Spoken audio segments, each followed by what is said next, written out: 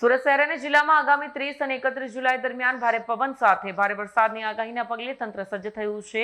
સુરત મહાનગરપાલિકા, જિલ્લા કલેક્ટર કચેરી અને પોલીસ કમિશનર કચેરીના સંકલનથી તમામ જરૂરી તૈયારીઓ પૂર્ણ કરવામાં આવી છે.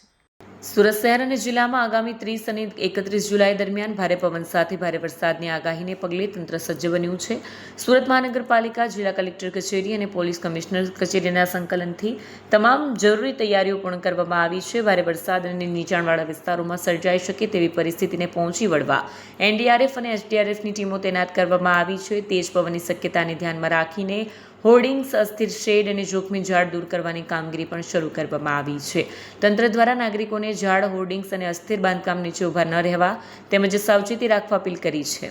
હવામાન વિભાગ અને સ્ટેટ ઇમરજન્સી ઓપરેશન સેન્ટર સાથે સતત સંકલન રાખી પરિસ્થિતિનું મોનિટરિંગ કરવામાં આવી રહ્યું છે. ત્યારે એક નિમ્ન હવાનું દબાણ જે બંગાળની ખાડીમાં ઉપસ્થિત થયું હતું તે તેજ ગતિથી ગુજરાત તરફ વધી રહ્યું છે અને તેના કારણે આજે ઓરેન્જ એલર્ટ, આવતીકાલે રેડ એલર્ટ અને 1 તારીખે ફરીથી ઓરેન્જ એલર્ટની ભારે પવન સાથે વરસાદની આગાહી સુરત જિલ્લામાં કરવામાં આવી છે.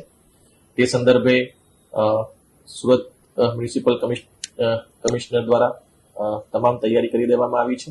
સાથે સાથે જિલ્લાની અંદર જિલ્લા વિકાસ અધિકારીશ્રી દ્વારા પણ તમામ તાલુકા વિકાસ અધિકારીઓને એલર્ટ કરવામાં આવ્યા છે. એ સાથે સાથે પ્રાંત અધિકારીશ્રી અને મામલતદારશ્રીઓને પણ એલર્ટ કરવામાં આવ્યા છે. તે પૈકી નીચાણવાળા વિસ્તારોમાં જ્યાં પાણી ભરાવાની શક્યતા રહે છે ત્યાંથી સ્થળાંતર કરવા માટેની સૂચના આપવામાં આવી છે.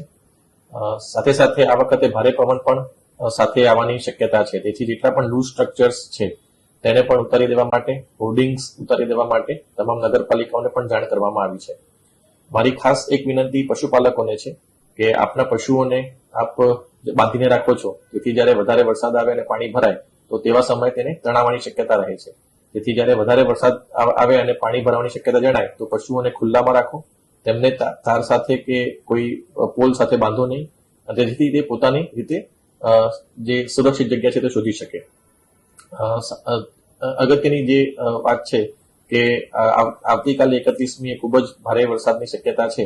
તેથી તમામ નાગરિકોને મારી વિનંતી છે કે આપ સતત વેધર વોચ ઉપર નજર રાખતા રહો અને જે પણ IMD નું ફોરકાસ્ટ આવે છે તેને સતત જોતા રહો, જેથી જરૂરિયાત ન હોય તો તેવા સંજોગોમાં આપણે બહાર ના નીકળીએ. એટલે આપણે જે અત્યારે સમગ્ર તંત્ર દ્વારા તમામ તૈયારી કરી દેવામાં આવી છે, પરંતુ નાગરિકોને પણ મારી એ જ વિનંતી છે કે આપ પણ સચેત રહો અને સાવધાની પૂર્વક આપણે આ જે 2 દિવસ જે ભારે વરસાદની આગાહી છે તે દરમિયાન કોઈ પણ પ્રકારનો અનિચ્છનીય બનાવ ન બને તેની પણ આપણે સૌ તકેદારી રાખીએ. અત્યારે હાલ આપણે કોઈ જાહેરાત સ્કૂલ અને કોલેજ અથવા એના માટે નથી કરતા, પરંતુ આજે સાંજે જે પ્રમાણે પ્રેડિક્શન ફરીથી આવશે અને જે ફોરકાસ્ટ આવશે તે પ્રમાણે આપણે નિર્ણય કરવામાં આવશે. બ્યુરો રિપોર્ટ, સટેટીવ ન્યૂઝ, સુરત.